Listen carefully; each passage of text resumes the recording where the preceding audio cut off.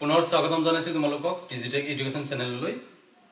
এইটো অনুশীলনী 3.4 দুটা চলক ৰৈখিক সমীকৰণৰেই 3.4 মই কৈছিলোঁ 5 নম্বৰ অংকটো মই কৰি দিম। এতিয়া আজি ভিডিঅ'টোত হ'ব 2 ৰ 5 নম্বৰ অংকটো।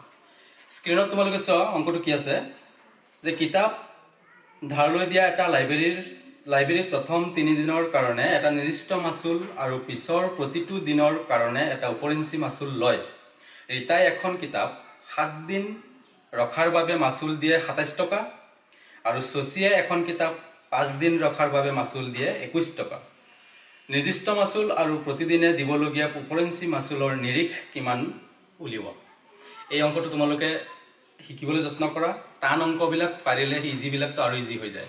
তেতিয়াহ'লে বহুত খুব ইজি। তোমালোকে চোৱা যে এখন লাইব্ৰেৰীত কি ক'লে দুটা মাচুলৰ দুটা নিৰিখ, এটা হ'ল নিৰ্দিষ্ট মানে ফিক্স এটা মাচুল দিব লাগে আৰু হ'ল প্ৰতিদিনে এটা মাচুল দিব লাগে। সেই দুটা মাচুল কিমান হয় আমি উলিয়াব লাগে। নিৰ্দিষ্ট মাচুল কিমান আছিল আৰু উপৰিঞ্চি মাচুল কিমান আছিল প্ৰতিদিনৰ কাৰণে। একদিনত 5 টকা 10 টকা কৰি এনেকৈ যিমানেই হয় আৰু নিৰ্দিষ্ট মাচুল যেনেকুৱা লাইনৰ বিলবিলাক ফিক্স এটা চাৰ্জ থাকে যে 30 টকা বা 25 টকা। তাৰ উপৰিও যিমান ইউনিট হয় তাৰে ওপৰত হিচাপ কৰি ফিক্স চাৰ্জটো আৰু এইটো প্লাছ হৈ পেলাই মুঠ বিলটো দিব লাগে। তেনেকুৱা ধৰণৰেই তোমালোকে ধৰি লোৱা।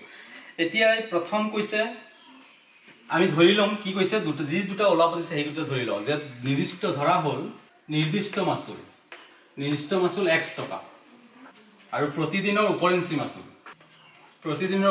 মাচুল y টকা। এই দুটা আমি ধৰি লৈছোঁ। প্ৰশ্নমতে তাৰ পিছত কি আহিব একৰ্ডিং টু কুৱেশ্যন কি কৈছে ৰীতাই এখন কিতাপ 7 দিন ৰখাৰ বাবে মাচুল দিছিল 27 টকা। 7 দিন ৰাখিছিল। 7 দিনৰ কি হ'ল তাৰে 3 দিনৰ কাৰণে এটা নিৰ্দিষ্ট মাচুল। 3 দিন গুচি গ'ল নিৰ্দিষ্ট মাচুলৰ ওপৰত। তেতিয়াহ'লে কেইদিন থাকিল 7 দিনৰ কাৰণে কেইদিন থাকিল উপৰিঞ্চি মাচুল কিমান দিব। তেতিয়াহ'লে 7ৰ পৰা 3 দিন নিৰ্দিষ্ট মাচুল গুচি গ'ল আৰু বাকী 4 দিন থাকি গ'ল উপৰিঞ্চি মাচুল। তেতিয়াহ'লে আমি হিচাপটো এনেকৈ কৰিম 3 দিনৰ ওপৰত আমি নিৰ্দিষ্ট মাচুলটো দিম আৰু মুঠ 7 দিনৰ 4 দিন থাকিল উপৰিঞ্চি মাচুল।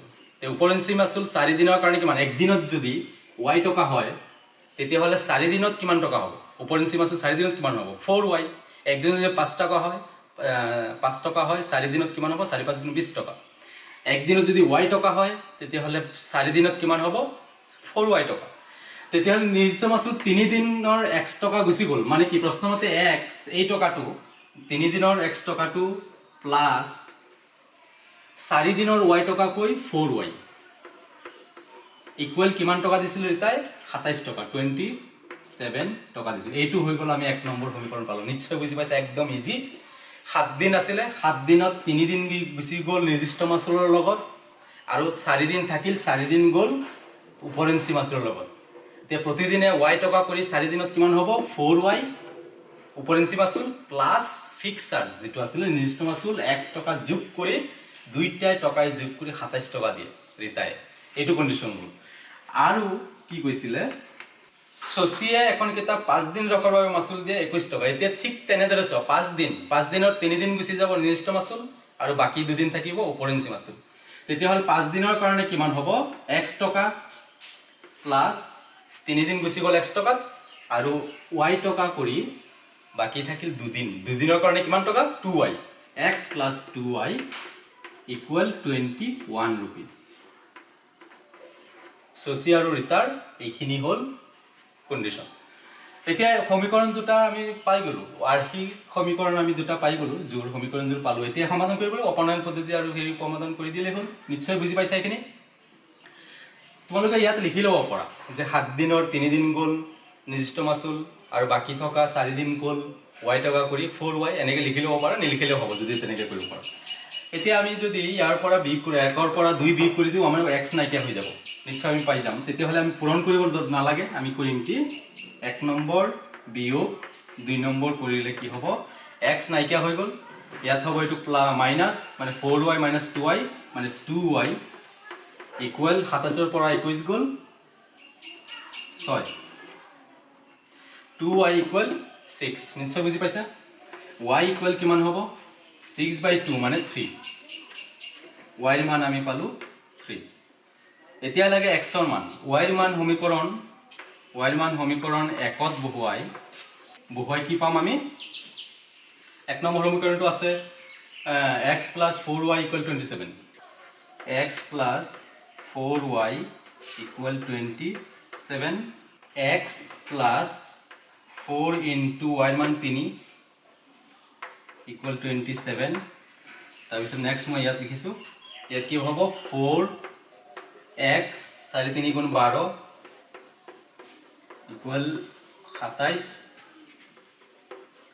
x = কিমান হ'ব 27 বিয়োগ 12 মানে 15 x = 15 আৰু y = 3 তেন্তে